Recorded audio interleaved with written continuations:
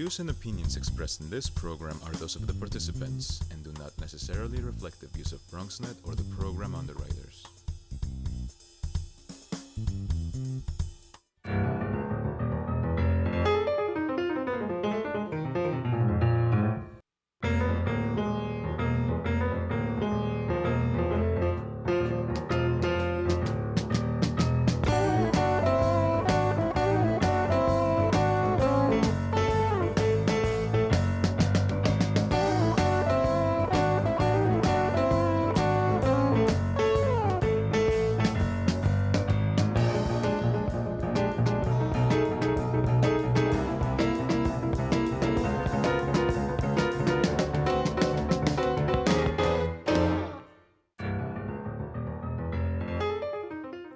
Good evening and welcome to BronxTalk.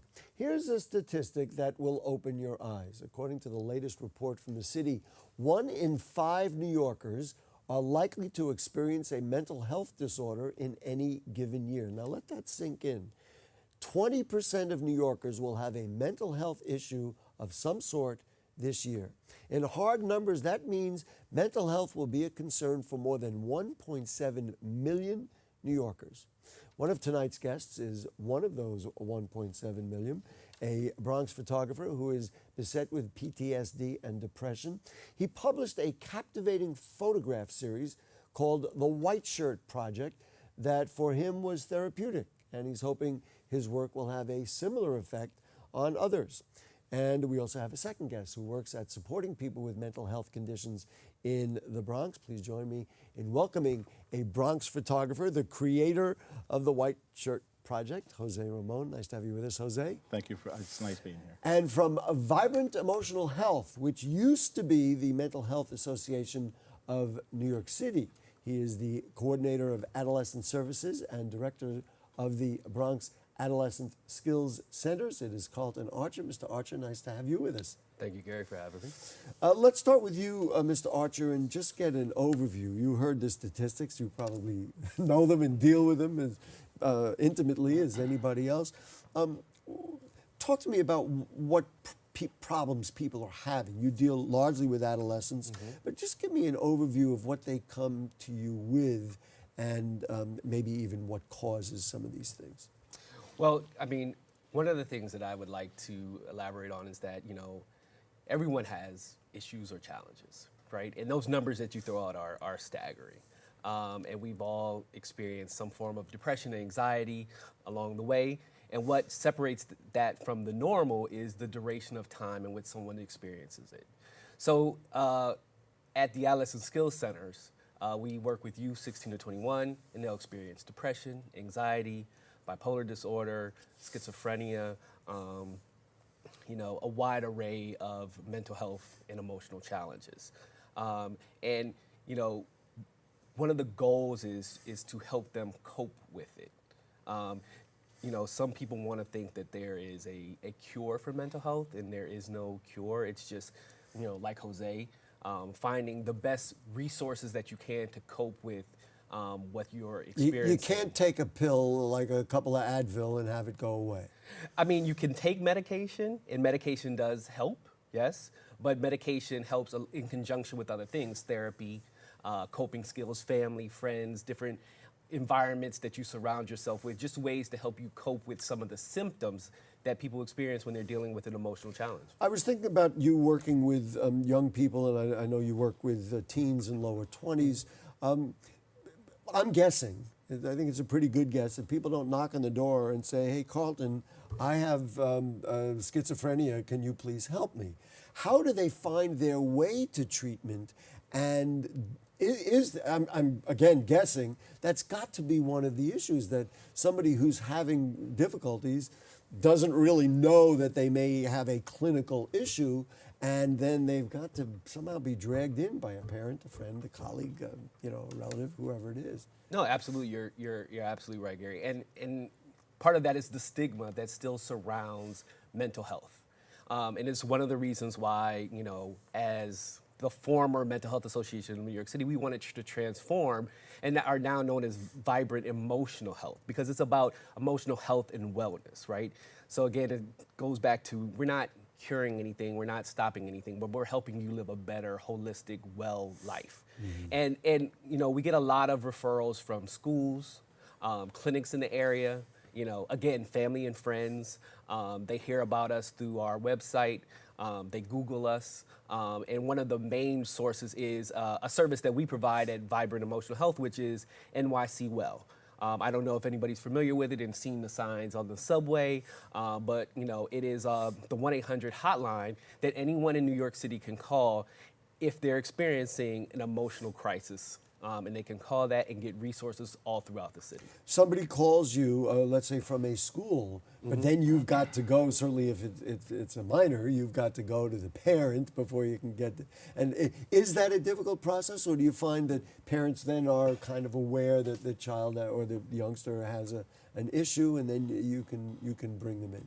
Well, it's absolutely a difficult process, and the key to that is providing really good engagement and outreach to family, and that's not just parents, but that's any kind of caregiver. You know, families are multi-generational, so it could be a grandparent, it could be an aunt, it could be an uncle.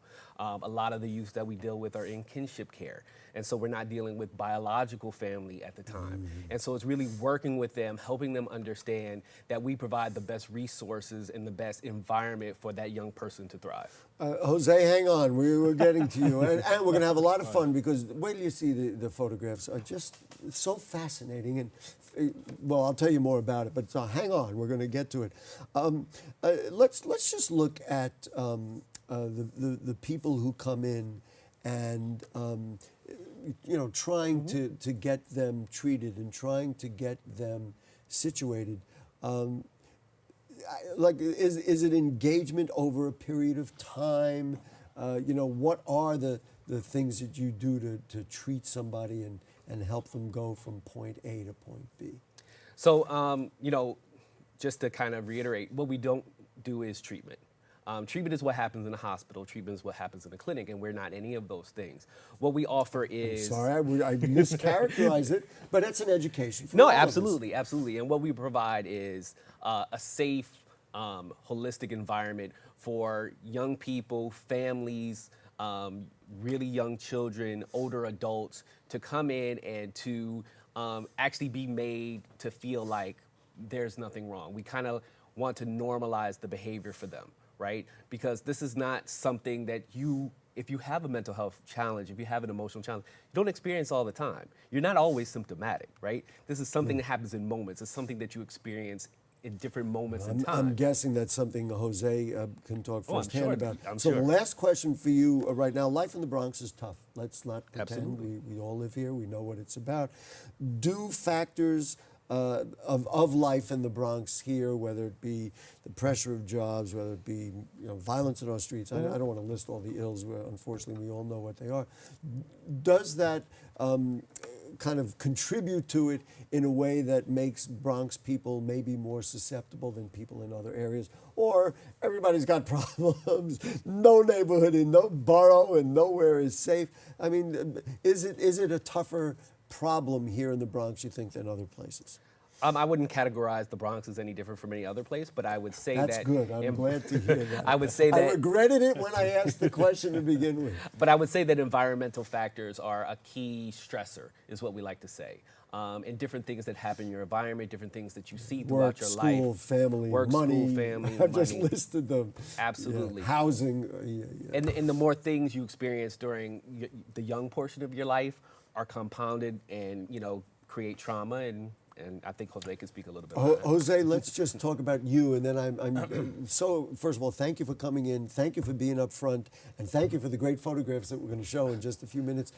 Talk to me, though, about you and your condition, I suppose, how you experienced it, how you learned about it, and then, of course, we'll get into how the photographs have helped.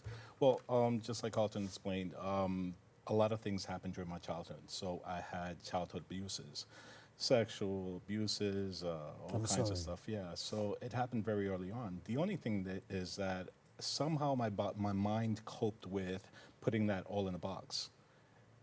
There was no way for me to just go through. There was a latent problem back there. It was back then, but I wasn't able to process it. until later on. And then when I did, it was then put into another box. So I categorized everything and I put everything in boxes systematically as they popped up. Just because I wasn't able to deal with it. I didn't know how to. I didn't have the tools. And your friend sitting to your left is sitting there going, these are the kinds of things that contribute to it if they can't get it out, if they can't talk about it. So then how did you deal with it, and at what point did you either get help or, I don't want to use the word treatment again, did you get some support so that you could still be my friend? So moving forward, what happened was that I went through a whole series of losses. So I lost my mother, my father, my sister, my brother, and uncle, my house, my job, my relationship. Yeah, so it was just one thing after another. For somebody with a predilection toward those things, that doesn't help. It peaked out, and I had a breakdown. And that's when I seek therapy. And do you feel it? Is it like alcoholism that you're never fully healed? You're always on the edge, or now do you feel like, well, I've dealt with it, so I'm able to kind of? I use a pickle analogy.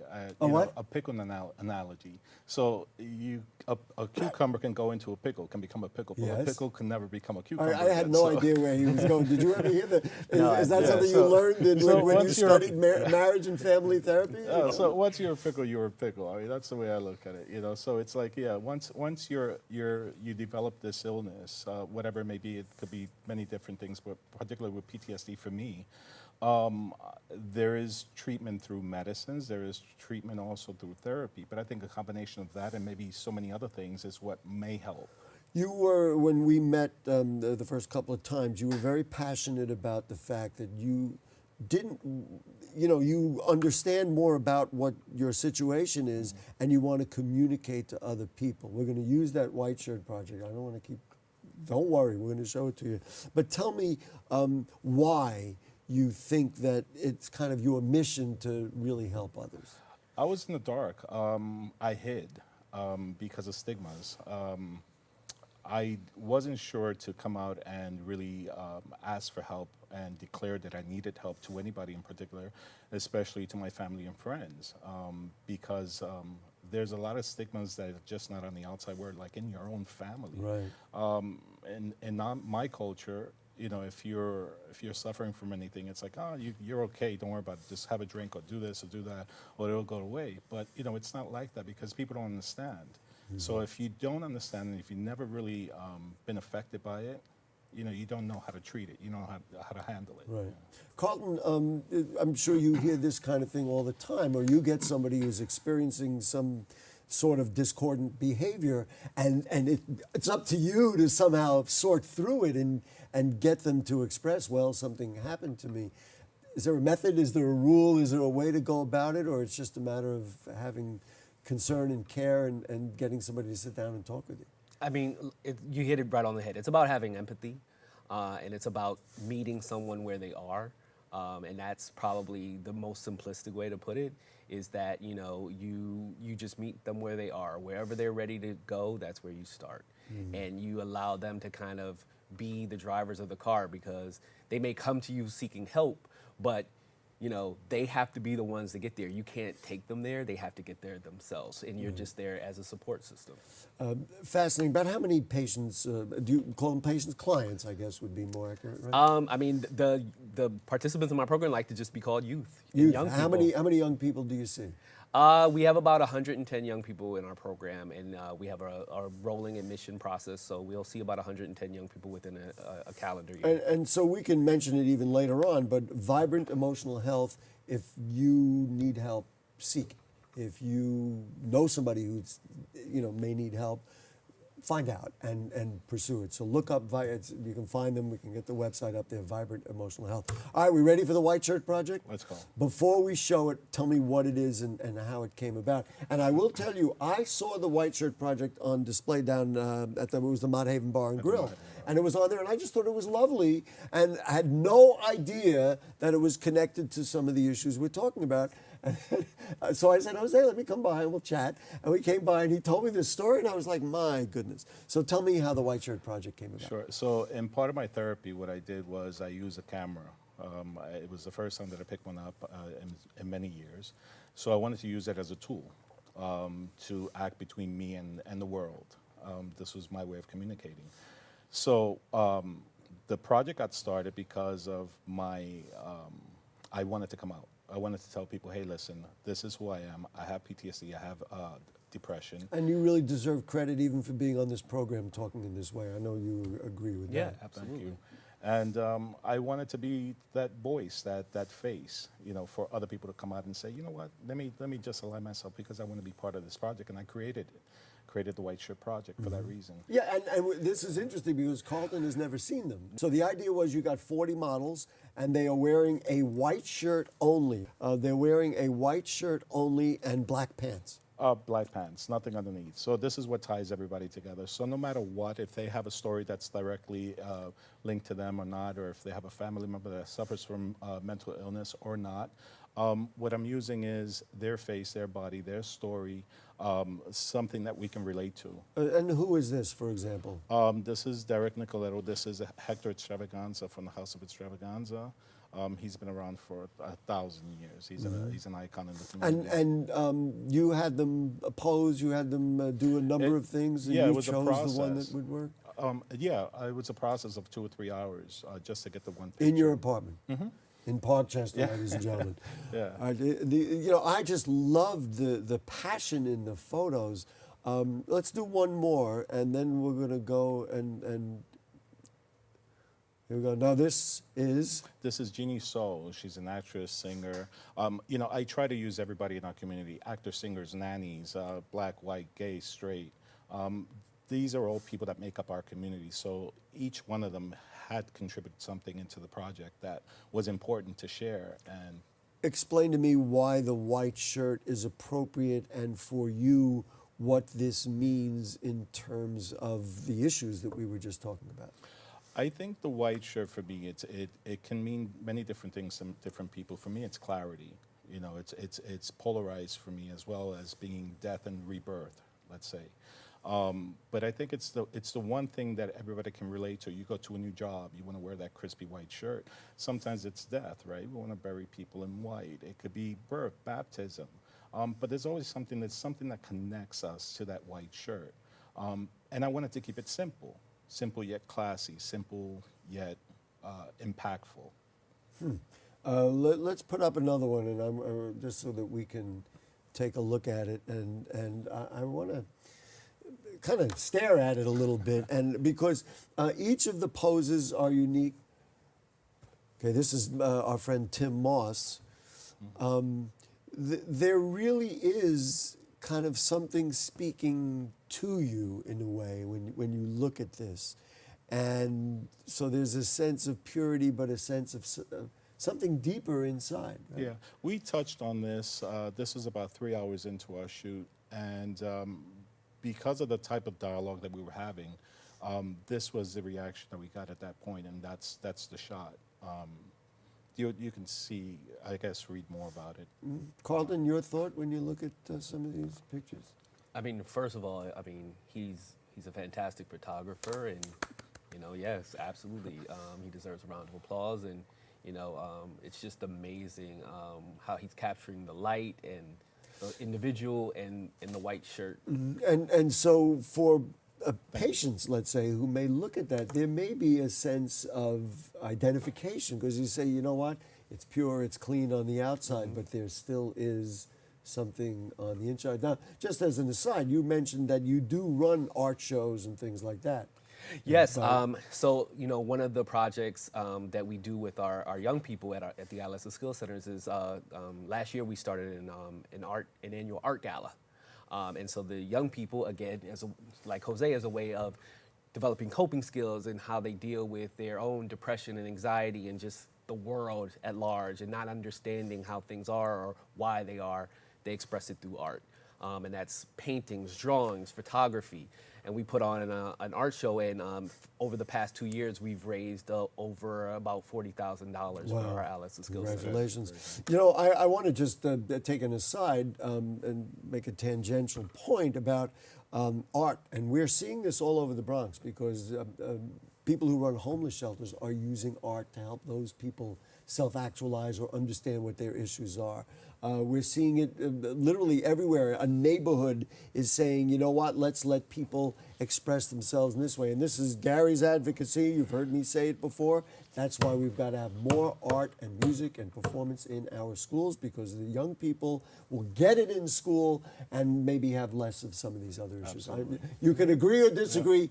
That's my editorial comment, and it's been my comment on this program for a very long time. Now, who is this? This is Rolando Borrero. He works in advertising. He's also another photographer. And this is the complete opposite of what he is normally. Meaning? He's being mischievous there. So. Well, one thing I was going to say, if you interpret it through the kind of mental health prism, you could interpret each one of these as having some expression that can be defined in some form. And this one, of course, is a totally different expression. Right. Fantastic. Exactly. Now, the last one, this is going to be the last one, and we're going to give a drum roll. Fans of BronxNet television will recognize who it is. And it was really our connection, because she was there at the Mount Haven Bar and Grill. Right. And this is our good friend, Rena Valentine, who is the host of Friday's Open. And she was there too. But again, people who know Rena, she's always happy, she's always smiling, she's always engaged. But there is a tension that comes out in this photograph. So congratulations to you. Thank you. Thank you. Tell me just a little bit about this shoot with Rena, or something else about it. Sure. Just like any of the other models, it's layers that we try to uncover. So with Rena, just like anybody else, it was a lot of layers that we went through before we got to where we needed to get. And whether it was something that was relative to her or not, as far as mental health issues or... And I'm just so curious, in terms of being able to evoke those different emotions. You talk to them about their past, you tell them, I mean, give me a sense of how that works. I create a safe... Fascinating. Yeah, it's absolutely. It's another aspect of your job, actually. Yeah, absolutely. Yeah. So what I try to do is I create a safe environment. First, I disclose. So in disclosing, it makes them feel a little bit more comfortable, knowing that if there is a little issue here and there, I think I covered everything, because everything under the sun I probably went through. I'm so sorry. No, it's okay. And you know what I have to say, I mean, I know Jose for a little while now, and he's just a wonderful guy, and he's always been pleasant. But that is evidence that if you work on some of these problems, as he said, we're not going to turn the pickle back into a cucumber, but you're going to have a chance to have a better life. Exactly. Right? Exactly. I mean, you're never going to get cured. There's never a magical pill that's going to take it all away. Right. But what you can do is just work at it, I guess, on a daily basis, or whenever it pops up. I think this is something else that Carleton spoke about. Right. When I asked Jose about, why are you a photographer, he told me because it's my only way of communicating. And that was my first notion that something was amiss here, that this wasn't just a photographer taking some interesting photographs.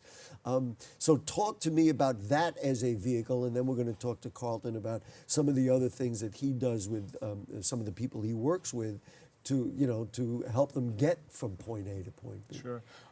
So having PTSD means a lot of things to many different people if you suffer from it. Certainly our veterans. Yeah, definitely. Needless to say. So my degree or my PTSD keeps me from speaking to people, and if I do speak to people, it's always an outside layer, that I expose. I never really go in depth in conversations. But what happens? Unless they drag it out of you. Yeah, unless they TV. drag it. Exactly, like now. But no, even this is good. But using the camera created a buffer. It was that middle point between. It was a medium. Right. So the conversation was with the camera. Wow. So that's how I communicate it. Carleton, talk to me about again. I won't use a treatment again, but some of the conversations that you have. Do you do them individually? Do you custom make them? Are groups helpful? Maybe just discuss All of the above. All of the above. I mean, first and foremost, you want to. You can't have 100 people in the room and think you're going to get anywhere. No, but groups work because what we've learned about mental health and emotional wellness is that peer-to-peer support is some of the best support you can have. So a good majority of the staff we have at Vibrant is individuals, parents who have had their own emotional challenges and are now reaching back to help others, just like Jose is doing, to say like, I've been through this, right? And I've come out on the other side, you can too. So we've spent the whole 30-minute show coming to the same point, that basically you're doing the same thing that he's doing, is you're saying that, you know, there are challenges, but if we you found a vehicle for you, and you work, of course, every day finding vehicles for other people to help figure it With out. emotional wellness, there's a number of different roads to get to the same point. Well, people who want to access Vibrant Emotional Health, what do they got to do? You can go to vibrant.org. You can check us out on Facebook, Twitter, Instagram. And we're very current now, because this was just like last week is when you changed the name. We just rebranded last Wednesday, announced it to the world. You know, and one of the reasons why we did that is because we are not just a New York City organization. We have national programs, suicide prevention hotline, before we national run stress out of hotline. time, Jose, what's next for the? Are people going to be able to see it? Yes. You know, other than the few that June because there 23rd. are 40 of them. June 23rd at the Mohaven Bar, from 6 to 8 reception. Excuse me, I'm going to mark that down. June 23rd. That is a Saturday night. From 6 to 8 is the reception, and then from 8 to 12 is the after party. Well, you know, I'll be there. I'll be there. You guys are invited. I'll be there at 7:45. I get a little bit of the reception, but you know, we know what we're really So we're going to there have for. everybody in there. Oh, That's that would mostly be in the fascinating. in Jose Ramon, congratulations on Thank you all so the much. what you've done to work on yourself and also help others. We really Thank you so appreciate much. it. I appreciate And Carleton Archer, thank you, and the folks at Vibrant Emotional Health doing really important work in the Bronx. Thank you, Gary, for having me. Folks, if you have further questions or comments on anything you heard on tonight's show or anything going on in our borough of the Bronx, you can email them to us at BronxTalk@BronxNet.org. You send us a tweet at BronxTalk, or you post them on our Facebook page, and we'll read them on the air during a future edition of the program. Check out the archives at BronxNet.org. You find Bronx Talk by following the watch menu on the new BronxNet website. We thank our producer, who is Helen. Our director is William. And we thank them. We thank you. We thank the cast of thousands who are helping us out. We'll see you next week. Good night.